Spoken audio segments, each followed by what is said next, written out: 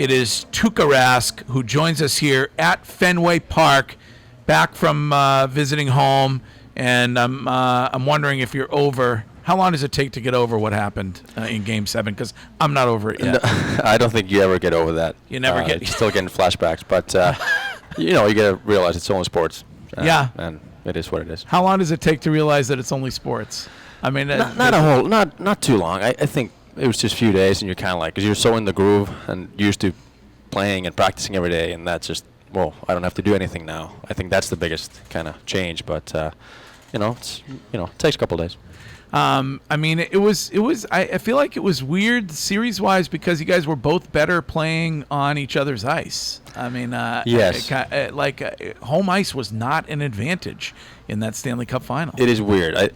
Did we go 1-3 at home? I think in that series. Yes. If you're a betting man, probably wouldn't have guessed that. But that's just how hockey goes sometimes, and it's kind of each team was kind of like on top different nights, and then it comes down to one game, and it's a coin toss. So we end up losing. Do you stay off Twitter after something like that for a month or two, or like? I don't. Yeah, I get off Instagram and Twitter last year. So yeah, probably better choice that way. Good choice. Really sound choice. Smart. Yeah. Really sound choice. Yeah, don't play in the mud with everyone else down there. Nothing good happens after midnight, and nothing good on social media. Yeah, you're not going to win that battle. No. How was? I assume you went home. Yes. How was it? Did you stare aimlessly out at the fjords or whatever? Pretty much.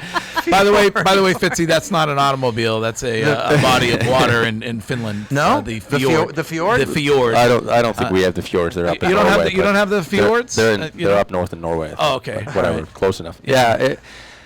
We left after a week or so. It's good to go home and just relax and unwind. It was a long season, and I noticed that there's a lot of fans who actually pay attention to Bruins, and once you go that long, they feel bad for you, and everywhere you go they stop and have an opinion. So it was good for me to go home and kind of just unwind. We were home for 7 weeks, and I had to interrupt my vacation, come here because I thought you were in trouble or something. Because I got a text that the Hillman show was quitting or something, and I'm like, gonna change my flights and come check on you. Well, no, just a new station. Don't worry, it's all good. Everything's fine. I hope. I mean, listen, we had on the old show, Tuukka was kind enough to judge our greatest Italian sub competition, celebrity judge, and I'm hoping that maybe we'll do something like that on the new show. I think we talked about the beer tasting. Yes, oh, yeah. I think we got to do that. Yeah. Not during the season. No, of course not. How dare you? Nobody drinks beer during the season. Well, listen, I think ignoring the end of the year last year, I think you got to feel pretty positive about this year coming up.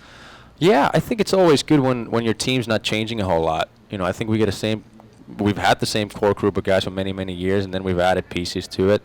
And it's been working great. Butchie's been coaching us, tremendously, and Donnie's doing a great job managing everything. So I think we have all the pieces. It's just a matter of, I think, with the run we had last year, it's such a grind and long run that I think you have to be mentally fresh to start the new year, and that'll be our biggest challenge because we have the skill and talent, but. I'm Instagram Live, by the way, if you want to see Tuukka and you want to see what we're doing down here with the Jimmy Fund Radio-Telethon. Greg Hill, WEEI is my Instagram. So follow me. We're Instagram Live right now with Tuukka. So one thing Brady has talked about a lot before, Tuukka, is that the Patriots play so deep into the playoffs so often that it's almost like he's played an additional 3 or 4 NFL seasons on top of the 20 seasons he's played, and that it's tougher to recover and get ready for the next season. So what do you do when you play deep into June and a lot of other teams finish their season in early April to get ready for the October start of the season? I think the mental aspect is the biggest thing, especially if it's a disappointing loss like that. You have to just kind of unwind and try to forget about hockey as much as you can. But then again, you only have 2.5, 3 months until the next season starts, so you got to take a month for your body to recover. So it's a really small window to kind of recover and then try to get back in shape. I think that if you can just kind of do something and stay somewhat in shape and keep skating, that'll help you start the new season because you only have a couple months between the games. But I think the mentally, it's such a grind hockey season. You play 82 games plus 25 possibly. So mentally, it's very draining, and the fresher mentally you can be, the better off you are, I think. The Red Sox apologists like Ken Laird would say that there is a World Series hangover, and that is what has plagued the Red Sox this year. You hockey guys would never use an excuse like that. But you don't feel like there's going to be a hangover heading into this season for you guys. Well, we didn't win, so I don't know what kind of a hangover that's going to be. But I think that's what you hear a lot. Different sports, you hear the same words, but as players, you always have to go out there, and you get paid to play, so you have to be at your best and be ready to play. So there's no time to talk about hangovers at no point. How many years do you think Big Z has left? Well, how many years is Brady going to play? Bingo. Is there a TB12 for the Bruins, by the way? I think Z was starting some kind of a brand there. I don't know what it's called, but he had these hats and whatnot. But yeah, I think he's on the same program as Tommy. It really bothered me at points during the playoff run where there were some who felt like he should have sat, or that he should have, when it came to the time that he got, that it was too much. I mean, he's right in front of you. You get to see him play all the time. I mean, you certainly feel like you want him there as much as he wants to be there, right? Yeah, absolutely. And there's so much more that goes into the game than just the game on the ice. He's been around for 20-some years, and he's been our leader for I don't even know how many years. And his presence in the locker room and off the ice is so huge for everybody in the team that I think that just gives us the lift, even on the ice. He's a great player in the penalty kill and in the net front. He cuts so many passes that helps me. That those are the things that people don't necessarily realize when they're just watching the game. But that's why I don't pay attention to media, because you have that kind of people that don't. You mean understand. You're not listening? You don't listen to sports radio? You don't pay attention? I'm gonna stop listening to your guys' show too when our season starts. I know you're gonna turn your jacket around too pretty quick. Are you kidding me? No, I would never doubt you. No, we'll be there vodka chug right to the bitter end, like it was last year. That's what I love about you.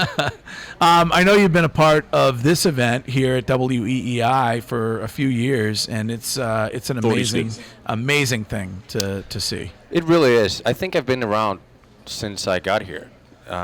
Usually doing the NESN telecast and then sometimes the radio, but and it's. The longer you stay in the same town, you kind of see these kids kind of grow and get better and whatnot, and it's such an amazing event, and people do such a great job, and we just try to be, as athletes, we try to help as much as we can, and if it's just donating some money or showing up to here and shaking some hands and seeing kids, it's really heartwarming for us. Well, I was saying earlier, I feel like when you hear about kind of behind the scenes, how many times your Bruins teammates and you go to visit patients, it's a unique thing. I think I think Boston, and probably I'm being a homer here, but it seems to me like I hear from more nurses and doctors and families about visits that are made that aren't made publicly, and that you guys do it all the time. Yeah, and I think that's kind of been our thing for the past 10-15 years. We're trying to kind of have that culture within the Bruins, that when the young kids come in, they know that that's part of the profession. You have to go there. You can go there, and you get to go there. And I think it's a luxury of playing in Boston, in the city. You have so many sports teams and so many great hospitals that you can actually just go and visit all kinds of different hospitals. And a lot of cities don't have that. So I think we as athletes, if we can, make kids smile and help their day to get better, I mean, what's better than that? And I've got 2 kids now, so I think it just becomes more important to if you can help other kids and make their day better. So how old are the kids? They're 5 and 3. 5 and 3. Yeah. Do we have a goaltender in the mix? I got 2 girls, so I hope not. I'm pushing away from hockey. You're pushing them away from hockey? I don't need to be standing in the cold ice rinks when I'm done playing. Soccer? I mean, what's it going to be? Maybe soccer, tennis, gymnastics, dancing, whatever. It's just not hockey. But if they want to play, they play. I'm not going to deny them. Well, one of your former teammates who blew off the show twice last week because he was overserved has called in this morning, and it's our pleasure to welcome Sean Thornton to the show. Thornton, good morning. Good morning. Morjesta, Tuukka. Morjesta. What's up? Do you guys, by the way, do you guys still own the boat together, or has that been sold? That's a good question. We Is don't it have gone? authority. We don't have it. Don't ask. Is that code? It's in the bottom of the Atlantic Ocean. Oh, is it an insurance thing? I mean, was Exactly. The insurance money's coming soon. Wait, 30, did you not get your cut? Tuukka sold the boat that you bought together, and did you not get a cut of it? Tuukka's been nice enough to to float the bills for the last however many years, so whatever he got, he earned. Well, I mean, he makes goalie money, not tough guy money. So I think that's money, exactly. Although, I mean, now you're an NHL executive, you're probably doing pretty well. Not even close to as good as you, Hill, man. Wow. So, Thornton, you have also been a part of this WEEI NESN Jimmy Fund Radio-Telethon for several years, and we've been talking all morning with the doctors and the nurses and those who are fighting cancer about what an extraordinary place Dana-Farber is.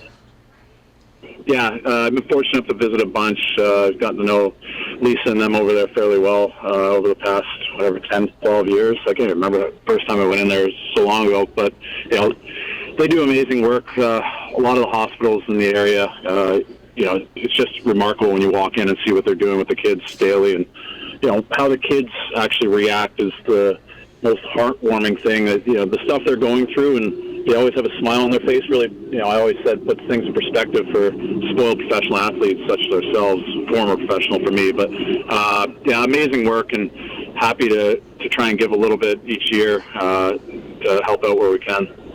Well, we're up to $85,183, which has been given so far this morning, and I think it's possible, Thordy, that you're going to put us over the $100,000 mark this morning. Is that correct?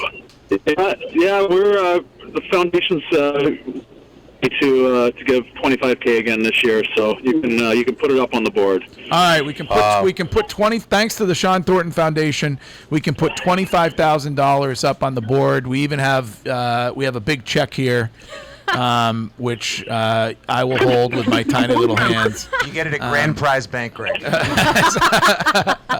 And that's amazing. And I want to point out, Sean, that you were here last week for your golf tournament for the foundation, and there's something about Boston where you continue to be really, really active with your foundation.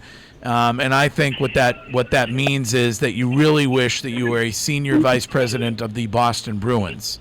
You wouldn't be on WEEI if you weren't trying to get me in trouble, huh? And that maybe if Cam is listening or any of the Jacobs family, you'd be open to some kind of a discussion about that. Is that true? So Tuukka is a board member of the Sean Thornton Foundation, so he is more than willing to take the photo op with the big check if you so are inclined I'm to. still in. That's great. You're still in. Nice deflection, Thordy. But it actually looks like a real-size check in Tuukka's hands. That's the thing. All right. Well, I know you wish the greatest of seasons for Tuukka this upcoming season, right, Thordy? I do. Every time he's not against us, I always, he knows. I'm always pulling for him.